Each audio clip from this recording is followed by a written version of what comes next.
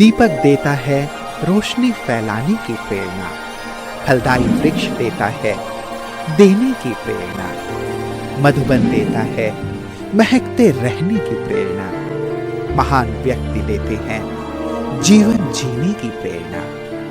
आओ प्रेरणा से दें हम सभी को प्रेरणा।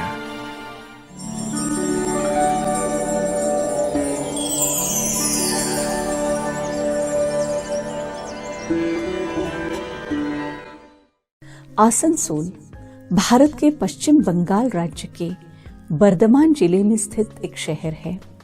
आसनसोल को कोयला खदानों और उद्योगों का केंद्र माना जाता है। आसनसोल ब्रह्मा कुमारी ईश्वरीय विश्वविद्यालय की मुख्य संचालिका है राजयोगिनी सुनीता दीदी जी। आपका जन्म 1975 में बिहार के पटना में हुआ है। बचपन से आप भक्ति और पढ़ाई आदि में विशेष रुचि रखते थे। आप सत्यता, नम्रता, प्रेम, सरलता आदि दिव्य गुणों से भरपूर आत्मा हैं।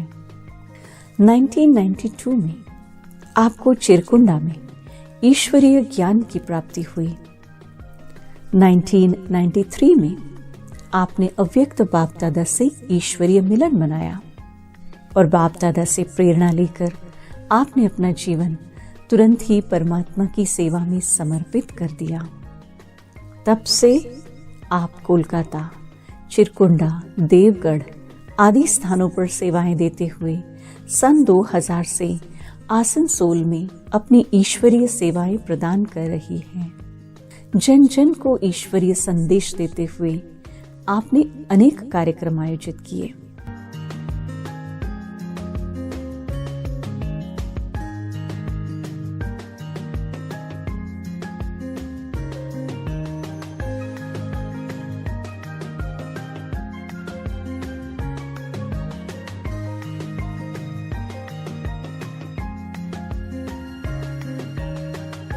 दीदी जी के नेतृत्व में 2 सब सेंटर और 20 गीता पाठशालाओं में 1500 से अधिक विद्यार्थी ज्ञान योग से अपने जीवन को भरपूर कर रहे हैं।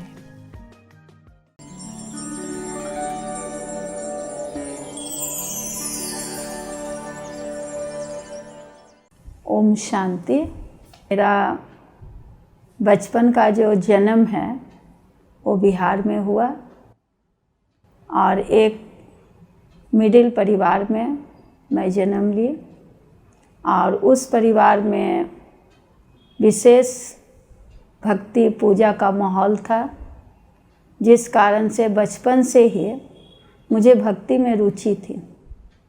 घर का जैसा माहौल रहता है वैसा ही बच्चे सीखते हैं और घर हैप्पी परिवार था, खुश परिवार था, जॉइंट फैमिली में रहते थे, जिस कारण से बहुत कुछ सीखने को भी मिला।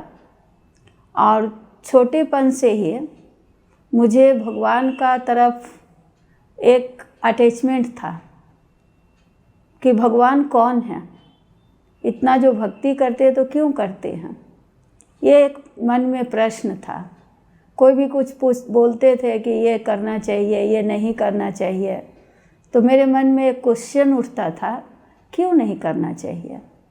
मुझे हर क्यों का सटीक उत्तर चाहिए था बच्चा से ही, ऐसे नहीं कि किसी ने कहा और हम झट से मान लिए। ये बचपन का ही मेरा स्वभाव रहा और धीरे धीरे हम भक्ति के तरफ आगे बढ़ते गए, यही शायद क्यों का क्वेश्चन ढूंढने के लिए। और बचपन बहुत अच्छा खुशहाल में रहा, पढ़ाई भी बहुत अच्छा रहा। फिर उसके बाद जब पढ़ाई पूरा हुआ तो बिहारी फैमिली होने के कारण दादा दादी जो भी फैमिली वाले थे वो छोटा में ही शादी करने का विचार करने लगे। तो मेरा मन में था कि नहीं, मुझे शादी करके बंधन में नहीं बंधना है।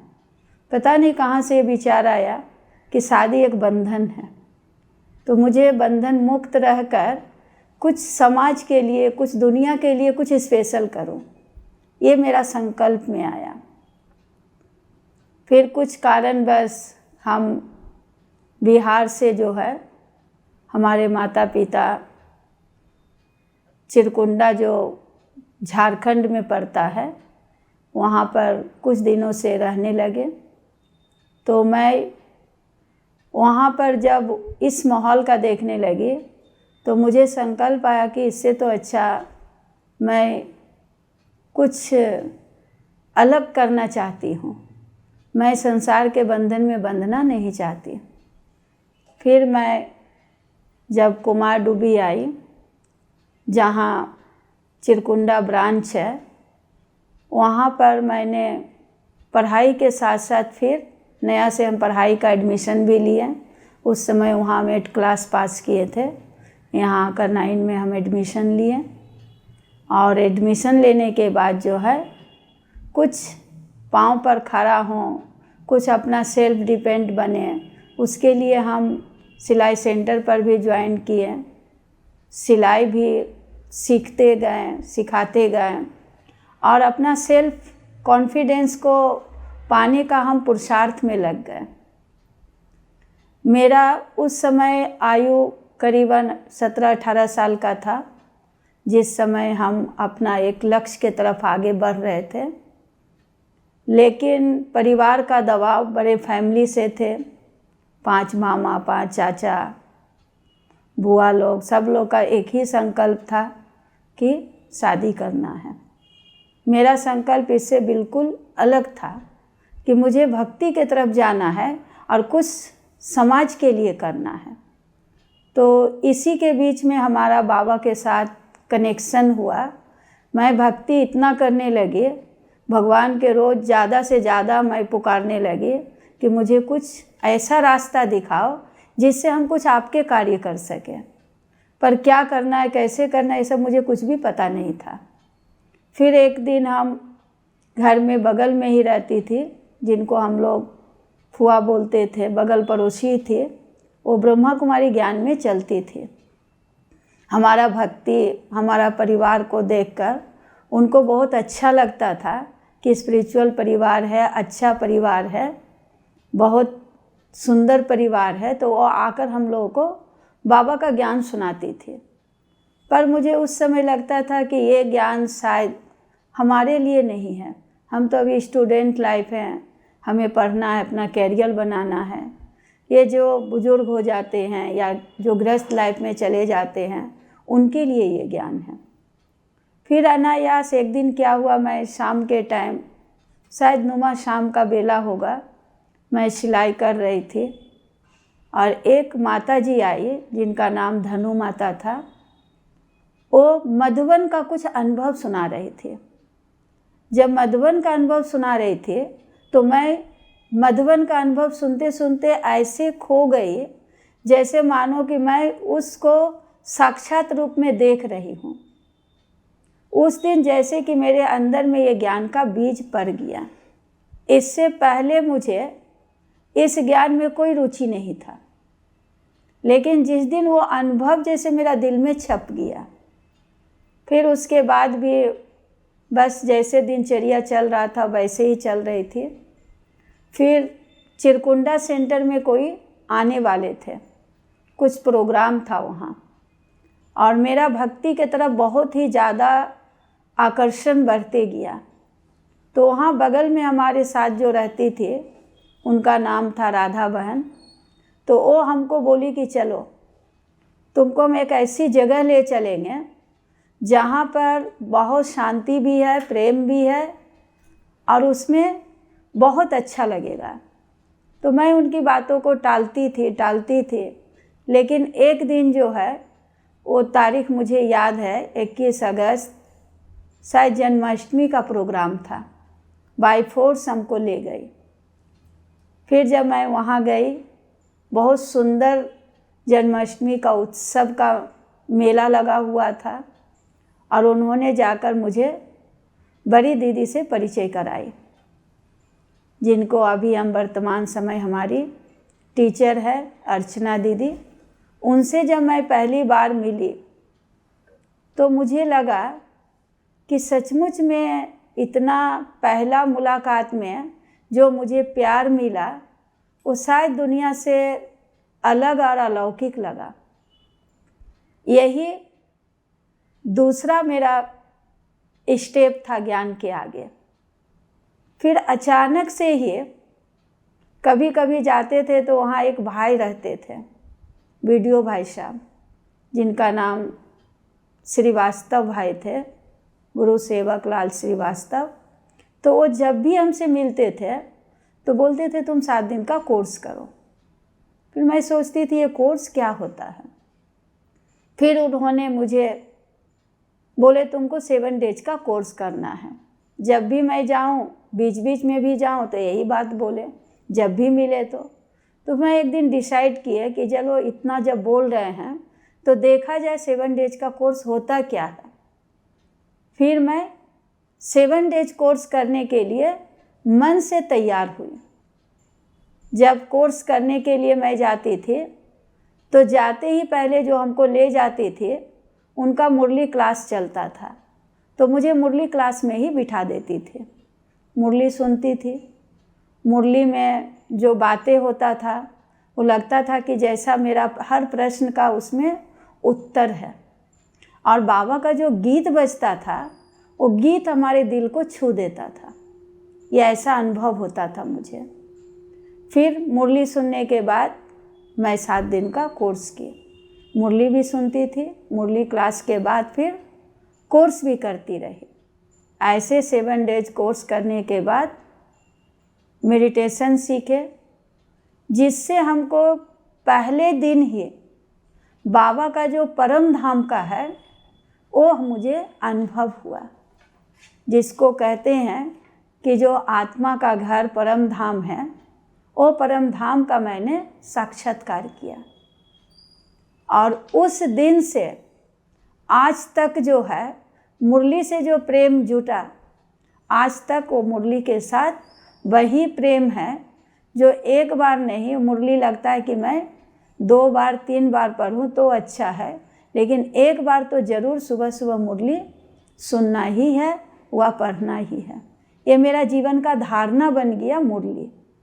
क्योंकि जब मैं मुरली सुनकर कोर्स करती थी तो मुझे कोर्स से भी ज़्यादा मूल्यवान मुरली लगता था। पता नहीं था, लेकिन मुरली से हम ज़्यादा सेटिस्फाई होते थे। ज्ञान कुछ भी नहीं था। फिर उसके बाद जो है 3 महीना तक मैंने रेगुलर क्लास किए होंगे। 3 महीना के बाद दीदी जी ने बोली कि मधुबन जाने का प्रोग्राम है। मैं तो सुनकर रखी थी कि 1 साल तक धारणा के बाद ही मधुबन जाया जाता है, लेकिन उस समय जो है 3 महीना में ही मुझे मधुबन जाने का ऑफ़र आया कि मधुबन चलना है। उस समय बाबा का मिलन तो नहीं था, लेकिन भट्ठी था और कुछ अकाउंट्स का शायद उस समय चेकिंग होता था, वो ऑडिट था। तो उसमें मुझे जाने का पहला सौभाग्य मिला। वो शायद हम समझते हैं कि 93 ही था। 93 में पांडव भवन पहला बार हमारा मधुबन जाना हुआ। जो मधुबन की बातें सुने थे उन आँखों से जाकर हमने प्रैक्टिकल में देखा और अनुभव किया। फिर भी उस समय तक उतना निश्चय नहीं था कि मैं इस ब्रह्मा कुमारी बनूं या फिर इसमें पूरा अपना टाइम जीवन दूं। लेकिन मधुबन जाने के बाद जब मेडिटेशन हॉल में एक भट्ठी चलता था, मैं तो छोटी कुमारी थी, तो कुमारी का रहने का भी स्थान अलग था, सेवाएं भी अलग थी। किचन में मुझे सेवा भी मिला था। छोटी छोटी बहुत कन्याएं थी, वहाँ रहने का अलग ही एक खुशी था। लेकिन जैसे ही भट्ठी छुट्टी होने का जो समय होता था, वो समय हम बहुत इंतज़ार करते थे कि इस समय दीदी हमसे मिलेगी। बस सेवा पूरा कर मेडिटेशन हॉल के नीचे जाकर, जहाँ सभी दादियाँ बैठती है, वहाँ जाकर चबूतरे पर मैं बैठ जाती थी कि ऊपर से लोग उतरेंगे तब वहाँ पर हमको दीदी मिलेंगी। जैसे मैं वहाँ बैठी, पहला ही दिन का मैं अनुभव सुनाती हूँ कि मेडिटेशन हॉल से सभी टीचर्स पहने जब नीचे उतर रही हैं सफ़ेद वस्त्रधारी, तो ऐसा मुझे अनुभव हुआ कि ये जीवन कितना अच्छा है, शायद मैं इसी जीवन को ढूंढ रही हूँ। और मन ही मन बाबा के साथ मैंने प्रण किया कि बाबा ये जीवन अब आपका है। मैं इसी पल का इंतज़ार कर रही थी, अब मुझे बनना है तो ऐसा ही बनना है, और ये जीवन के ऊपर अब किसी का भी कोई अधिकार नहीं है, कोई हक नहीं है, ये जीवन आपको समर्पित है। उसी समय मेरा ये मन से मेरा बाबा के साथ समझिए वायदा हुआ, और वहाँ से ही जो है हमारा रूहानी यात्रा शुरू हुई। क्योंकि उस समय तो मैं 3 महीने का ही स्टूडेंट थे, उतना पता भी नहीं था कुछ भी, लेकिन मन ही मन से बाबा को मैंने अपना मान लिए और बाबा को अपना बागडोर जो है सौंप दिए। फिर 10 दिन के बाद मधुबन में रहना हुआ। उस बीच में रात्रि क्लास जब होता था तो बहुत दादियों के साथ अनुभव का भाग्य मिला। मनोहर दादी और चंद्रमणि दादी जी जब अनुभव सुनाती थी, तो यज्ञ का जब मैं अनुभव सुनती थी तो वैसा ही मुझे लगता था कि मैं सुन नहीं रही हूँ, बल्कि मैं आँखों से उस यज्ञ को सामने से देख रही हूँ। कई कहते हैं कि दादियाँ ऐसी थी, बाबा ऐसे पालना देते थे, मम्मा ऐसे पालना देते थे। तो वो अनुभव को मैं बहुत करीब से अनुभव की कि उस अनुभव को इन आँखों के साथ मैं देख रही हूँ और उसको अंदर में फील कर रही हूँ। वो जो 10 दिन का मधुबन का जो हमारा यात्रा था, वो पूरा ही टोटली हमारा जीवन का परिवर्तन हो गया। जब मैं मधुबन से वापिस आई तो मेरा मन मधुबन में और तन वापसी में जा रहा है। फिर जब मैं सेंटर पर गई, घर में वापस जाना हुआ, तो दीदी का भी था आदेश कि देखो कुमारी बंधन मुक्त है, इसीलिए तुमको ईश्वरीय सेवा में लगना चाहो तो लग सकती हो। मुझे भी लगा कि बाबा से मैंने भी तो यही वादा किया। उसी समय से मैं धीरे धीरे घर से जो है परमिशन लेने लगी, और एक साथ तो छुट्टी नहीं मिला, तो कभी 2 घंटा, कभी 4 घंटा, कभी दिन भर, कभी 1 दिन, ऐसे करके रहना शुरू किए। सेवा का क्षेत्र तो हमारा पहला चिरकुंडा ही रहा, जहाँ मैंने 93 से लेकर 99 साल तक सेवा की है। दीदी का ही अंग संग में रहकर, दीदी के साथ ही कलकत्ता म्यूजियम भी जाना होता था। निर्माण शांता दीदी से पालना मिला, कानन दीदी से भी पालना मिला, और उन लोगों का पालना से जो है हम बहुत ही प्यार पाएँ। छोटे थे बोलकर दादी का भी बहुत पालना मिला और दीदियों का भी बहुत प्यार मिला। तो सबका प्यार ही है जो आज हमको सेवा में आगे बढ़ा रहा है। चिरकुंडा का दीदी भी बहुत प्यार से हमको पालना दी, आगे बढ़ाई। और जब निर्माण शांता दीदी से मिले तो ऐसा अनुभव हुआ कि कोई फरिश्ता से मिल रहे हैं। इतना कोमल हृदय, इतना पवित्र हृदय, जैसे मानो कोई इस दुनिया के लोग नहीं हैं। इन सब देवियों से जब हम मिले तो ऐसा महसूस हुआ कि एक जीवन क्या, ऐसा तो कितना जीवन मिल जाए तो भी कम है। उसी समय से फिर कलकत्ता में भी कुछ दिन रहना हुआ। ज़्यादा समय मैं चिरकुंडा में ही रही। चिरकुंडा के माध्यम से ही सेवा के लिए देवघर, जहाँ बाबा बैद्यनाथ धाम कहते हैं, वहाँ भी 3-4 साल रहना हुआ। आसनसोल में भी 2 साल से हम अस्थायी रूप से रह रहे हैं।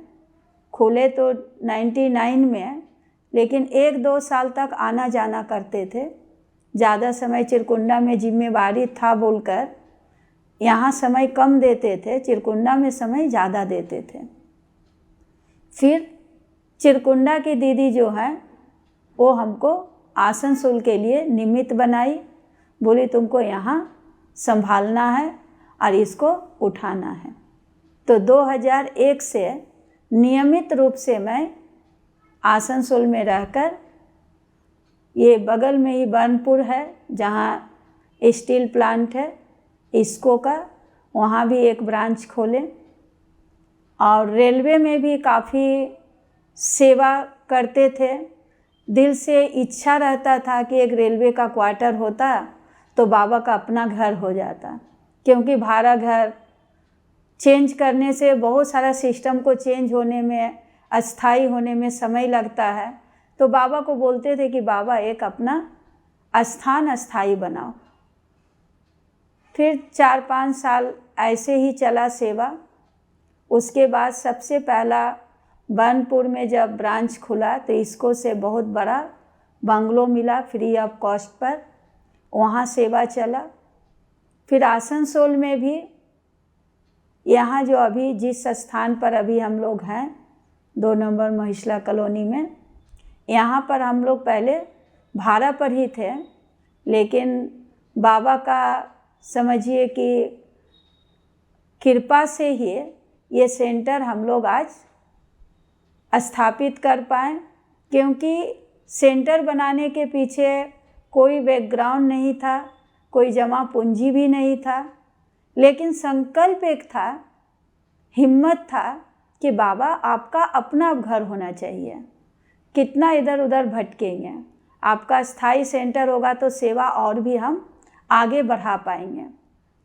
तो बाबा का मर्जी था, खोज तो बहुत जगह खोजे ज़मीन, लेकिन इतना ही बगल में एक जो अभी हमारा सेंटर चल रहा है वो बगल में ही है, जहाँ पर हम लोग भाड़े पे चलते था।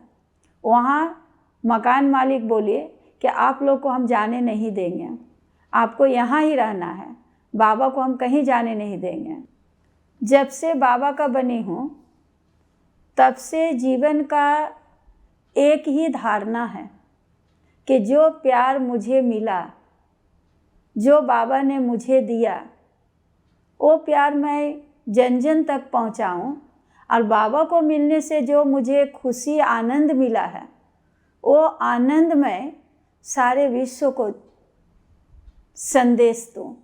क्योंकि पहली बार जब मैं बाबा से मिली ओम शांति भवन में, उस समय का मैं अनुभव सुनाती हूँ कि बाबा ऐसे कुमारियों के प्रति प्यार दिए, जो प्यार ऐसा अनुभव हुआ कि ऐसा प्यार संसार में कोई नहीं दे सकता। और वही प्यार है जो शायद आज इतने सारे विघ्नों को, ऊपर नीचे उतार चढ़ाव को भी बरकरार रखा। क्योंकि जब हम बड़ों के छत्र छाया में रहते हैं तब तो विघ्न क्या चीज़ है पता नहीं रहता, क्योंकि हम बड़ों के छत्र छाया में हैं, बड़ों के वरदानों में पलते रहते हैं। लेकिन जब हम एक प्लेटफॉर्म पर आते हैं और खुद की सेवाएं जब शुरू होती है तो बाबा कहते हैं कि बच्चे, जब तुम छोटे होते हो तो मैं तुम्हारा हाथ पकड़ के चलते हैं, लेकिन जब तुम थोड़े बड़े हो जाते हो तो हम तुम्हारे बगल में रहते हैं। लेकिन वो शायद बगल का अनुभव हम नहीं कर पाने के कारण वो सारा बोझ हम अपने ऊपर ले लेते हैं कि मुझे करना है, मुझे देखना है, जिस कारण अपने ऊपर बोझ का अनुभव करते हैं। और बाबा जो बगल में है वो थोड़ा सा यदि हमको याद रहे कि नहीं, बैकबोन हमारे बाप हैं, हम तो सिर्फ निमित्त हैं, तो जीवन जीना आसान हो जाता है, सेवाओं में आगे बढ़ना भी सहज हो जाता है। लेकिन जब हम अकेले सेवा में निकलते हैं तो उस समय बाबा का रियल में बाबा का साथ का अनुभव हम फील करते हैं। वर्तमान समय अभी हम अपनी स्थिति को अच्छा बनाने के लिए किसी को भी व्यर्थ को ना मन में लें, ना देखें, अनामुख से वर्णन करें। व्यर्थ के ऊपर जो है जितना हो सके हम स्टॉप लगा दें, क्योंकि बाबा ने नॉलेज दी है कि हर एक आत्मा का पाठ अपना अपना है, हर एक अपने क्षेत्र पर अच्छा पाठ बजा रहे हैं, तो उसके पाठ में मैं अब हस्तक्षेप करना नहीं चाहती हूँ और चाहती हूँ कि सभी अपने अच्छे से अच्छे पाठ को प्ले करें और उस पाठ को मैं साक्षी होकर देखने का अभ्यास जारी है। देखिए, इस अभ्यास में यदि हम सफल रहें तो हमारी स्थिति बहुत अच्छी बन जाएगी और हम व्यर्थ से भी बच जाएंगे। और जो बाबा चाहते हैं कि मेरे बच्चे बाप समान नाम वाला करे, बाप समान बने, तो इस लक्ष्य तक हम पहुंच सकते हैं। इसीलिए अभी साक्षी रहने का जितना समय मिले अंतर गुफा में बैठकर एक बाबा के साथ रूह रिहान करने का अभ्यास करते हैं और जितना बोल कर नहीं बल्कि मनसा के द्वारा हम उस कार्य को करने का संकल्प करते हैं कि जो कार्य हम बोल कर रहे हैं वो हम सोच से करें। ब्राह्मणों के लिए हमारा यही संदेश है कि समय के अनुसार इकोनॉमी और इकोनॉमी जितना हो सके इस संसार से, इस देह से, संबंधों से नष्टो मोहा बने और एक बाबा के साथ प्रेम रखें, एक बाप के साथ सब संबंध रखें, एक बाबा के साथ ही सर्व प्राप्ति का अनुभव करें। यही हमारा ब्राह्मणों के लिए संदेश है कि इकोनॉमी और इकोनॉमी, समय को भी बचत करें, संकल्प को भी बचत करें और समय को भी बचत करें।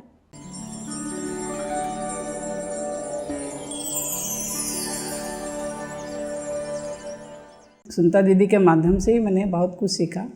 जहाँ भी दीदी जी जाती थी सेवा में मेरे को साथ रखती थी और उनसे जो कोर्स कराती थी वह जो भी उनको शिक्षा देती थी वो मेरे को सीखने को मिलता था।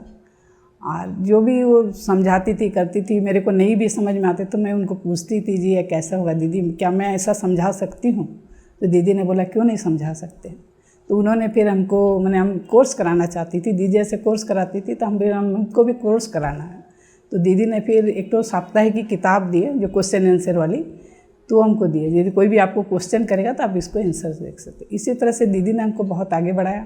दीदी जी हमें बहुत ही प्यार दिए और उस प्यार की पालना से ही मैं आज ब्रह्मा कुमारी बनी कि सेंटर की सारी सेवाएं ज्ञान योग से लेकर भोजन बनाने से लेकर दीदी ने हमें सब कुछ सिखाया और इतनी फास्ट गति से कर पाती हूँ। तो कभी कभी लगता दीदी तो साथ हैं, बाबा तो है ही, लेकिन इतनी जल्दी किस तरह से हो गया मुझे भी मालूम नहीं चलता है कि किस तरह कैसे हम ये सब सीख लिए। तो शायद ये दीदी की शक्ति और बाबा की तो शक्ति है ही, और दीदी शायद इतनी प्यार नहीं देती तो मैं सेंटर पे नहीं आ पाती। दीदी बड़ी प्यार से हम लोगों को शिक्षाएं देती थी, समझाती थी, छोटी मोटी गलतियां भी हो जाती थी तो बहुत ही प्यार से ही समझाती है और हमेशा हमें साथ में हमारे साथ सेवाएं करके फिर हम लोगों को सिखाती थी कि नहीं ऐसे करना चाहिए। तो इस तरह से बहुत सारी हमें प्रेरणाएं मिली, दीदी के साथ मिला, सहयोग मिला। और कोई भी काम में जैसे हमने बोलती थी नहीं दीदी हमसे नहीं हो पाएगा, तो दीदी हमेशा बोलती थी कि नहीं तुम कर पाओगी, करो, बाबा साथ है ना। मैं इस जगह ब्रह्मा कुमारी से जुड़ा हुआ हूँ 2010 से, 15 साल हो गए मुझे। यहाँ पे आके जो मुझे प्यार मिला, जो मुझे अपनापन मिला, जो मुझे नॉलेज मिला वो अनमोल है। सुनीता दीदी की पालना, इनका अथक प्रयास हर किसी को जोड़ के रखने के लिए, कोई भी कुछ भी हो जाए ये क्लास से टूटने नहीं देती किसी को। मैंने दीदी के साथ ज्ञान चर्चा में ये अनुभव किया कि एकदम साधारण सी दिखने वाली दीदी असाधारण व्यक्तित्व की धनी है। दीदी का व्यक्तित्व और दीदी की आध्यात्मिक उत्कृष्टता ने मुझे अपनी ओर आकर्षित किया और मैं एक टकटकी बांधे उनको देखता रहा। उनके आध्यात्मिक जीवन की, उनके तपश्चर्या की और उनके जीवन में प्रवाहित हो रही पवित्रता को मैं अनवरत अनुभव करता जा रहा था। साथ ही साथ एक बहुत ही दिव्य गुण जो मैंने दीदी के अंदर देखा है, दीदी की स्मरण शक्ति बहुत ही तीव्र है।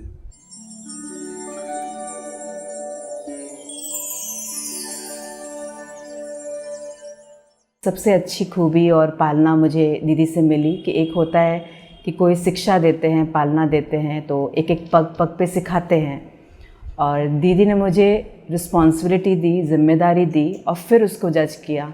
तो उससे क्या होता है कि हमारी बुद्धि खुलती है, सेवाओं में और वृद्धि आती है, सेवाओं में और कैसे करें, निर्माणता कैसे आती है, वो दीदी से मैंने सीखा कि किस प्रकार मैं नई चीज़ों को निर्माण कर सकूँ खुद से जब जिम्मेदारी आती है। तो ये मुझे दीदी की जो पालना देने की जो तरीका था, ये मुझे बहुत पसंद आया था। बाबा का जो है सेवा के लिए मेरे को दीदी ने राइट हैंड बना के रखे हैं। जैसे ड्राइविंग का सेवा मैं ही करता हूँ दीदी का, कहीं भी जाना हो, और दीदी से पालना मेरे हमको बहुत ही अच्छा मिलता है। जहाँ सेंटर में रहना, यहाँ भोजन करना और यहाँ सेवाएं करना।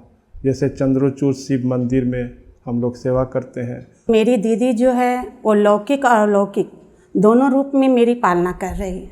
दीदी कभी नहीं कहा कि तुम्हें ये नहीं करना, वो नहीं करना, क्योंकि दीदी जो है आज मेरे घर में, लौकिक परिवार में, पूरे फैमिली में दीदी ही सबको आज ज्ञान में लाई, और मैं उन्हीं की प्रेरणा से प्रेरित होकर आज मैं इस ज्ञान में आई हूँ।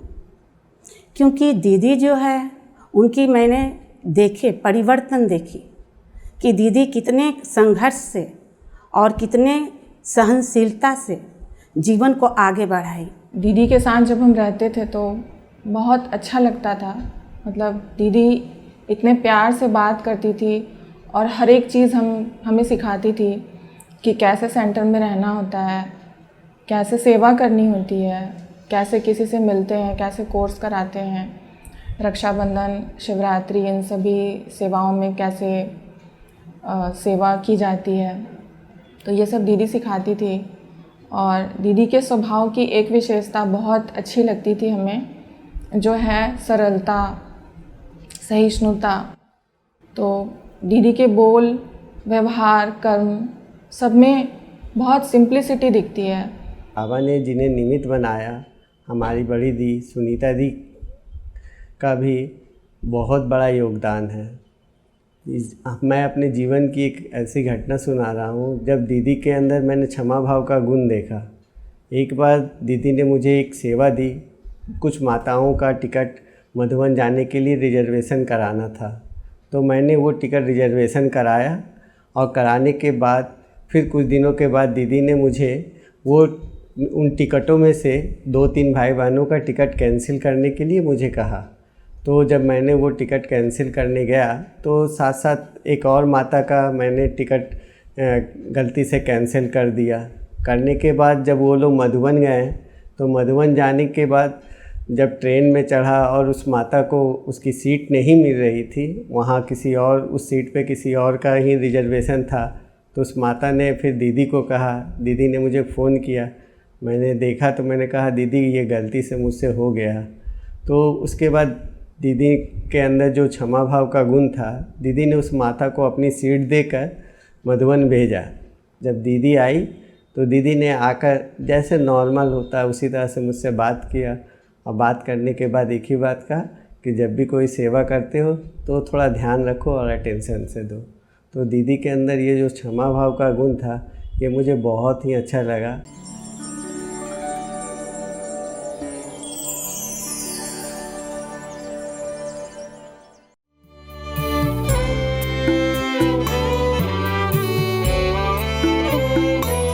आपको मैं निरंतर निहारा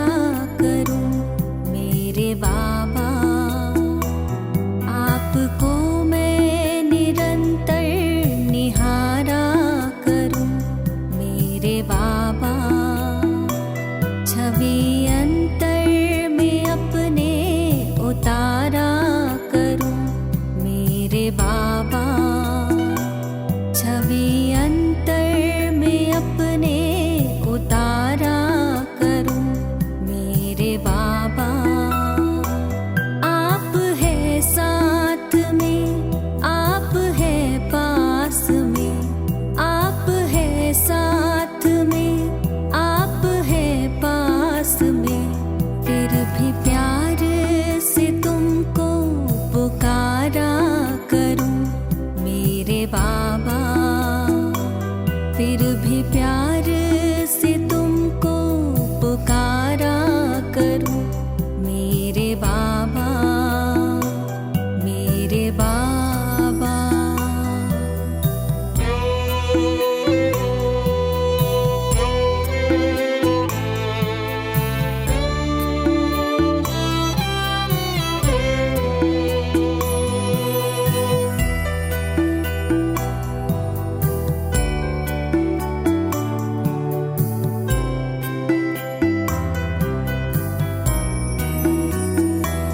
मैं निराकार को देखते देखते अब तो मैं भी निराकार होने लगी।